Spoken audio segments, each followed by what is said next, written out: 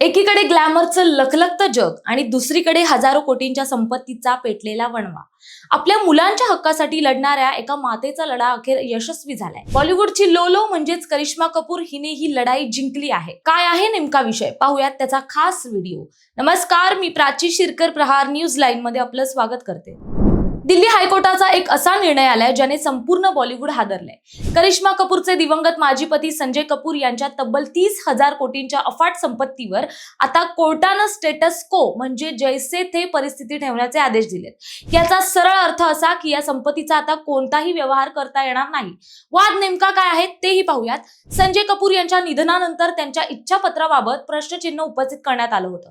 करिश्माच्या मुलांनी आरोप केला की हे इच्छापत्र बनावट असू शकतं. संजय कपूर यांची दुसरी पत्नी प्रिया सचदेव यांच्यावर या वादाचे थेट शिंतोडे उडाले. कोर्टाने स्पष्ट शब्दात सांगितले की या इच्छापत्राभोवती संशयाचं धुकं आहे आणि त्याचं सत्य केवळ ट्रायल मध्येच समोर येईल. या कठीण काळात करिश्माच्या पाठीशी सावलीसारखी उभी राहिली ती तिची बहीण करीना कपूर. कोर्टाच्या निकालानंतर करीनाने सोशल मीडियावर आपल्या भावनांना वाट मोकळी करून दिली आहे. तिने लिहिलंय, अंधारानंतर प्रकाश असतोच, न्याय आणि सत्य नेहमी जिंकणार.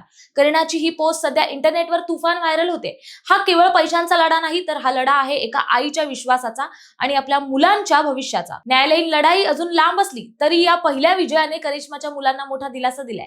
संपत्ती कितीही मोठी असली तरी ती रक्ताच्या नात्यात दुरावा निर्माण करते, पण कायद्याचा हात नेहमी सत्याच्या बाजूने असतो. न्यायालयाने दिलेल्या या स्थगितीमुळे तुर्तास तरी करिश्माच्या मुलांचे हित सुरक्षित झालंय. सत्य कदाचित उशिरा समोर येईल, पण ते पराभूत होऊ शकत नाही. करिश्मा कपूरच्या या लढ्याने हे सिद्ध केलंय की आईचं प्रेम कोणत्याही संपत्तीपेक्षा मोठं असतं. तुम्हाला काय वाटतं यावर मला कमेंट करून नक्की कळवा आणि अशाच नवनवीन व्हिडिओ पाहण्यासाठी प्रहार न्यूज लाईन पाहत रहा. धन्यवाद.